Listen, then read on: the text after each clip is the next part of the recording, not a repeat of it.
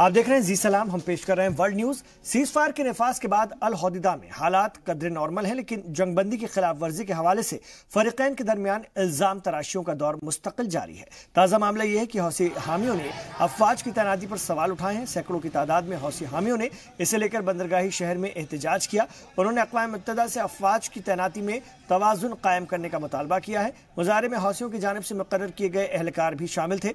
उनका इल्जाम है कि सऊदी अरब हामी हुकूमत सीज फायर के नफाज में रखना डाल रही है और दूसरी तरफ जानिब इत्तेहादी फौज का इल्जाम है कि हौसियों की जानिब से मुसलसल सीज फायर की खिलाफ वर्जी की जा रही है। वाज़ेह है कि 2 रोज कबल हौसियों ने कहा था कि मुआहदे के मुताबिक बंदरगाह से उसने जंगजुओं को हटाने का अमल शुरू कर दिया है और इसकी जिम्मेदारी यमनी कोस्ट गार्ड को सौंप दी गई है, लेकिन कोस्ट गार्ड्स की वफादारी इत्तेहादी फौज के नजदीक मशकूक है। वो उसे साबित खासतौर से उससे काबिल एतमाद नहीं मानता। आपको बता दें कि अक़वाम मुत्तहिदा ने दोनों ग्रुप से इमदादी सामान की नकलो हरकत के लिए तमाम रास्तों को खोलने की अपील की थी, लेकिन 2 रोज कबल उसने बयान जारी करके बताया कि अभी तक रास्तों से बैरियर नहीं हटाए गए हैं।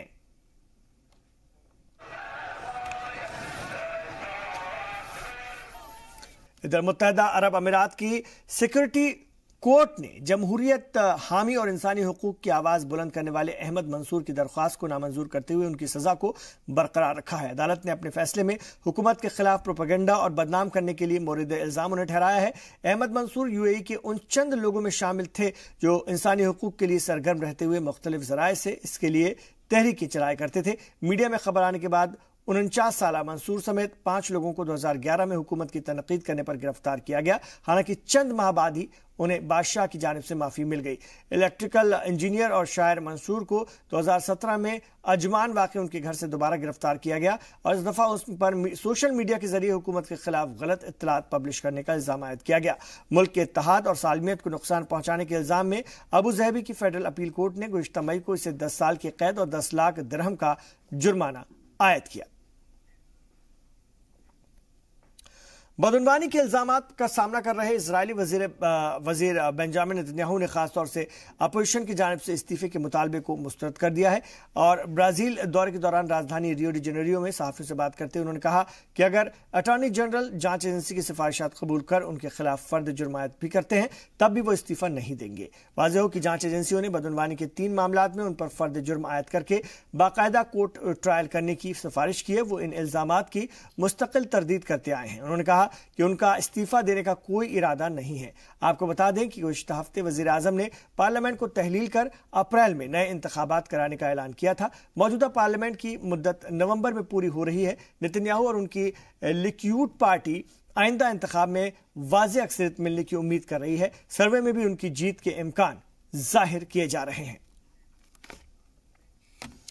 वाज़ेह अक्सरियत के साथ मुसलसल तीसरी दफा इक़्तिदार में लौटी वज़ीर आज़म शेख हसीना वाजिद ने अपनी कामयाबी पर राय दहिंदगान का बांग्लादेश में शुक्रिया अदा किया है। उन्होंने हिज़्ब इख्तिलाफ के उन इल्ज़ाम को भी मुस्तरद कर दिया कि पोलिंग के दौरान सरकारी मशीनरी का इस्तेमाल करके अवामी लीग को फायदा पहुंचाया गया। उन्होंने कहा कि राय दहिंदगान ने पूरे जोश व खरोश के साथ इंतखाबी अमल में हिस्सा लिया और मुल्क की तरक्की और खुशहाली के लिए अपनी पसंद की हुकूमत मुंतखब की। उन्होंने हिज़्ब इख्तिलाफ की क़यादत पर भी सवाल उठाया। इतवार को हुए इंतखाब में अवामी लीग इत्तेहाद को 287 नशिस्तों पर कामयाबी मिली है। इलेक्शन कमीशन ने भी इंतखाब को पूरी तरह से शफाफ करार देते हुए दोबारा पोलिंग की मांग को ठुकरा दिया है। शेख हसीना की कामयाबी पर कई मुल्कों के सरबराहान ने उन्हें मुबारकबाद का पैगाम भेजा। हिंदुस्तानी वज़ीर आज़म नरेंद्र मोदी के पैगाम पर उन्होंने पीएम का शुक्रिया अदा करते हुए कहा कि दोनों मुल्कों के बाहमी ताल्लुकात में मजीद मजबूती आएगी। शुमाली कोरिया के सरबराह किम जोंग उन ने कहा कि जौहरी हथियारों के मुकम्मल खात्मे को लेकर मुल्क की पॉलिसी में कोई तब्दीली नहीं आई है, लेकिन उन्होंने अमेरिका को मुतनब्बे करते हुए कहा कि अगर ये कार्रवाई एक तरफा हुई तो शुमाली कोरिया मुतबादिल रास्ता अख्तियार करने के लिए आज़ाद है। नए साल के मौके पर अवाम से खिताब करते हुए उन्होंने कहा कि न्यूक्लियराइजेशन का दारोमदार 2 तरफा एक्शन पर मुनहसर होगा और इस हवाले से उन्होंने अमेरिकी सदर डोनाल्ड ट्रंप से कहीं भी और किसी भी वक्त मिलने की ख्वाहिश जाहिर की। उन्होंने कहा कि शुमाली कोरिया को अपनी खुद मुख्तारी और सालमियत के तहफ़्फ़ुज़ का पूरा हक है और आलमी ताकतों को अवाम की खामोशी का गलत मतलब नहीं निकालना चाहिए। इस मौके पर उन्होंने शुमाली कोरिया के खिलाफ इक़्तिसादी और दूसरी पाबंदी के मुतालिक इरादे से बाज रहने की तलकीन की। पैगाम के दौरान उन्होंने कोरियाई जजीरे में अमन कायम रखने के लिए जनूबी कोरिया से अमेरिका के साथ मुश्तरका फौजी मश्क बंद करने का मुतालबा किया।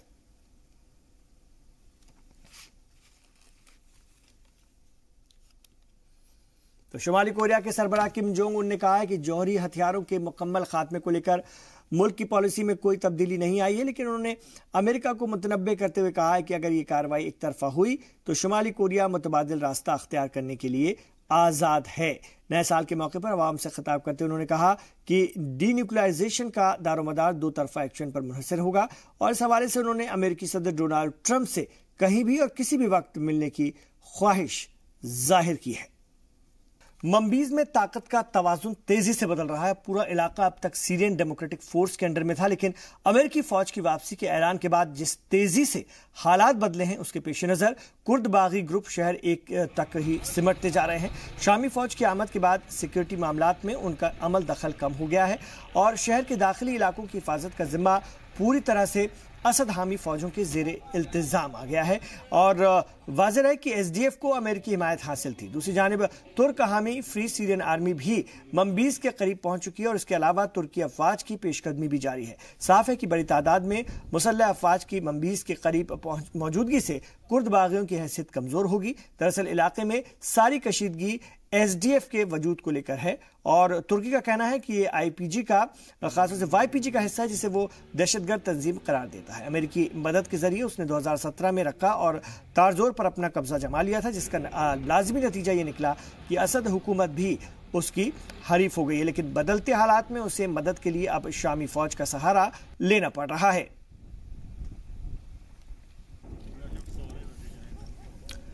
इधर अमेरिकी जो इराकी वजीर आजम है आदिल अब्दुल महदी, उन्होंने कहा है कि अमेरिकी फौज के इनखला के बाद दाइश के खिलाफ जारी जंग में इराक का अहम किरदार होगा। उन्होंने कहा कि अमेरिकी फौज के इनखला इराक के लिए तशवीशनाक है क्योंकि दाइश अमेरिकी फौज की गैर हाजिरी का पूरा फायदा उठाने की कोशिश करेगा। इस हवाले से इराक और शामी हुकूमत ने पेशकदमी शुरू कर दी है और चंद दिनों पहले ही इराकी सिक्योरिटी से वाबस्ता एक वफ्द ने बशर अल असद से दमिश्क में मुलाकात करके मुस्तकबिल की हिकमत अमलियों पर बातचीत की थी। इराक चाहता है कि साबिका समझौतों से आगे बढ़ करके दाइश के खिलाफ सख्त और ठोस कार्रवाई की जाए। ज़राए के मुताबिक शाम में दाइश के मुमकिना ठिकानों पर हवाई हमलों पर चर्चा की गई। इराकी वजीर आजम का दावा है कि शाम में मौजूद 2000 से ज्यादा दाइश के जंगजू इराक में घुसने की कोशिश में हैं। अगर शाम में कुछ मनफी पेशरफ्त हुई तो इसका असर हम पर भी पड़ेगा। हमारी 600 किलोमीटर सरहद शाम से मिलती है और वहाँ दाइश मौजूद है। देर अल ज़ोर में उनका वजूद है, हमें उनका मुकाबला करना होगा। इराक और शाम के साथ साथ दूसरी ताकतों के साथ भी बाहमी ताउन दरकार है। अमेरिकी फौज के इनखला से पैदा होने वाली सूरत हाल से निपटने के लिए इराक सबसे मौजू मुल्क है। हम शाम से ताउन के लिए तैयार हैं। दोनों में ताउन बेहद जरूरी है, जैसे कि बैनुल अक़वामी इत्तेहाद के साथ जरूरी है। शाम से अमेरिकी फौज की वापसी के हवाले से रिपब्लिकन पार्टी में एतमाद की फिजा पैदा हो रही है और पार्टी के सीनेटर लिंडसे ग्राहम ने कहा है कि पहले की बनिस्बत इस वक्त अमेरिकी सदर की पॉलिसी से ज्यादा वो मुतमईन है। साथियों से बात करते हुए उन्होंने कहा कि कुछ मामलात पर इख्तलाफात कायम हैं, लेकिन सदर की मौजूदा पॉलिसी के दूररस असरात मुरत्तब होंगे। उन्होंने कहा कि सदर ने बेहतर मुस्तकबिल को ख्याल में रख करके फैसला किया है। उन्होंने कहा कि सदर की बातों पर यकीन किया जाना चाहिए। सख्त तरीन मुखालिफ माने जाने वाले शाम और मुत्तहदा अरब अमीरात की दोस्ती इलाकाई सियासत में बड़ी तब्दीली का इशारा है। सियासी तज्जियाकारों और तबसरा नगारों का कहना है कि दमिश्क में यूएई का सफारत खाना खोलना मौके की मुनासबत से लिया गया फैसला है। अरब ममालिक के बाहमी ताल्लुकात पर नजर रखने वाले यासिर क़बालती का कहना है कि बेहतर ताल्लुकात का कायम होना दोनों मुल्कों के मफाद में है। वाज़ेह है कि गुज़िश्ता जुमेरात को दमिश्क में 7 साल बाद अमीरात का सफारत खाना दोबारा खोला गया है। यासिर का कहना है कि अरब और शाम में हो रही तब्दीली से दोनों हुकूमतें आंखें नहीं चुरा सकती। अरब ममालिक के लिए दमिश्क वापसी का ये दावतनामा है। शाम अरब दुनिया का एक अहम मुल्क है। अस्करी लिहाज से इसकी अहमियत है। शाम में दोबारा सिफारत खाना खोलने वाले मुल्कों का इस्तकबाल है। पूरी दुनिया में लोगों ने पूरे जोश व खरोश के साथ नए साल का इस्तकबाल किया। मुख्तलिफ ममालिक के बाशिंदों ने नए साल का जश्न अपने मखसूस अंदाज में मनाया। जापान में इस मौके पर लोगों ने इबादत गाहों में जाकर खुसूसी दुआएं मांगी। टोक्यो में मेइजी इबादत गाह में इस मौके पर नए साल में खुशहाली, खुशबख्ती और खुशकिस्मती की दुआएं मांगी जाने लगे का रिवाज है और इस तरह से लोग इस मौके पर ऊपर वाले के तई अपने जज्बे शुक्र का इजहार करते हैं। खुसूसी दुआ में हजारों लोगों ने शिरकत की। इनमें बच्चे, जवान और बुजुर्ग, मर्द और खवातीन सभी शामिल थे। ये तकरीब नए साल की शुरुआती 3 दिनों तक जारी रहती है और कहा जाता है कि इस दौरान तकरीबन 30 लाख लोग मेइजी मंदिर की जियारत करते हैं। तो नए साल के जश्न के दौरान कुछ जगहों पर अफरा तफरी फैलने की भी खबर है। आधी रात के करीब सयाहती मकाम हाउजोकू में एक कार की भीड़ में घुसने से 8 अफराद जख्मी भी हो गए। पुलिस ने फौरन ही कार ड्राइवर को गिरफ्तार कर लिया। उधर चीन की राजधानी बीजिंग में भी धूमधाम से नए साल का इस्तकबाल किया गया। मुल्क के मुख्तलिफ मकामात पर रक्स और मौसीकी और दूसरे प्रोग्राम का एहतमाम किया गया। जियांग में भी नौजवान लड़के लड़कियां और बच्चे गाना गाते और डांस करते हुए नए साल के जश्न में डूबे हुए दिखाई दिए। राजधानी बीजिंग में नए साल के मौके पर खुसूसी परेड का एहतमाम किया गया। इस मौके पर हजारों अफराद मौजूद रहे। इससे कबल बीजिंग की सड़कों पर भी पूरी रात चहल पहल रही। लाइट शो और आतिशबाजी का एहतमाम किया गया। बाज मकामात पर खाने पीने की दावत और कल्चरल प्रोग्राम का भी एहतमाम हुआ और देही इलाकों में बाज प्रोग्राम के दौरान मुंतज़मीन की जानिब से 70 साल के हो चुके बुजुर्गों को तोहफे पेश किए गए।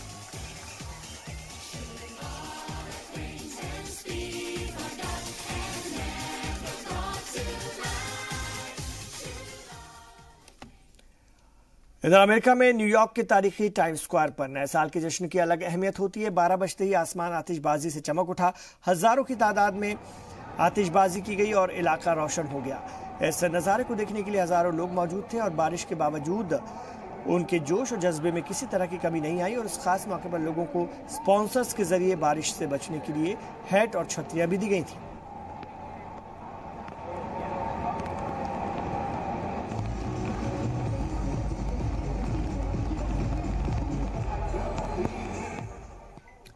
इधर फ्रांस में येलो वेस्ट मुजाहिरीन ने नए साल का जश्न भी एहतजाज के अंदाज में मनाया। इस मौके पर उन्होंने नांतेस एयरपोर्ट का रास्ता ब्लॉक कर दिया। मुजाहिरीन का ये ग्रुप इस लिहाज से मुख्तलिफ है कि महंगाई और नए टैक्स कवानीन के लिए वो सिर्फ मौजूदा सदर को जिम्मेदार नहीं मानता। उनका मानना है कि मैक्रोन सिर्फ एक अलामत है और साबिका हुकूमतों का भी इसमें बराबर का हिस्सा है।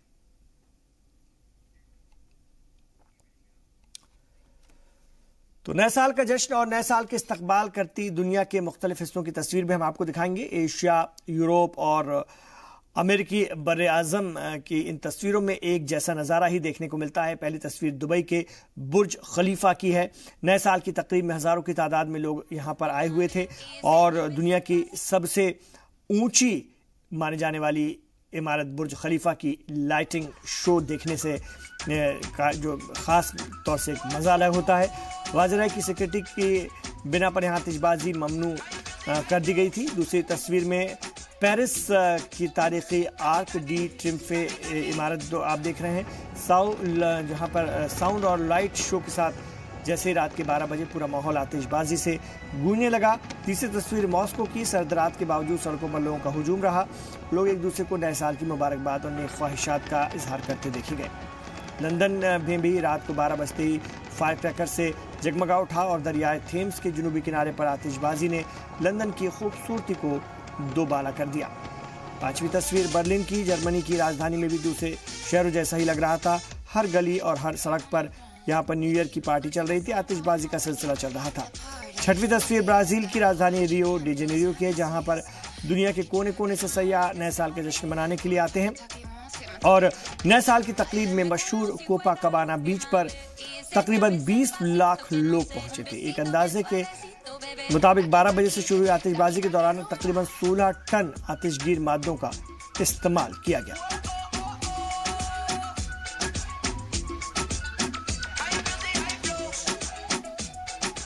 फ्रांस कौमी टीम के साबिक मिडफील्डर समीर नासरी 1 साल की पाबंदी के बाद दोबारा फुटबॉल पिच पर लौट रहे हैं। नासरी की वापसी इंग्लिश प्रीमियर लीग की टीम वेस्ट हैम की जानिब से होगी।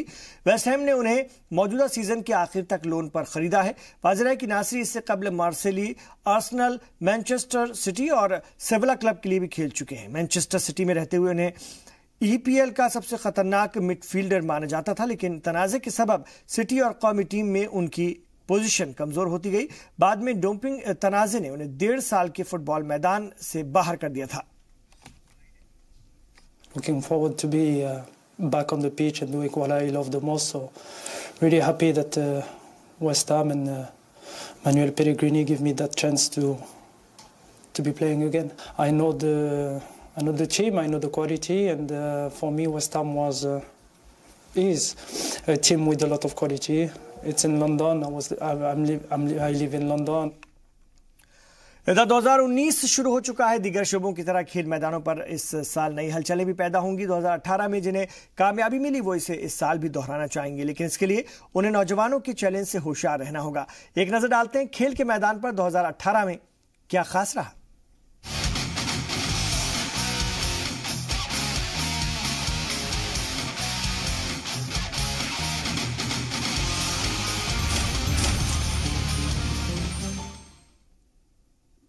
تو گزشتہ سال کے بالکل وسط میں روس میں پہلی دفعہ فیفا عالمی کپ کا انعقاد ہوا اور سٹار کھلاڑیوں اور نامی گرامی ٹیموں کو پیچھے ڈھکیلتے ہوئے فرانس نے دوسری دفعہ ورلڈ کپ کا خطاب اپنے نام کیا۔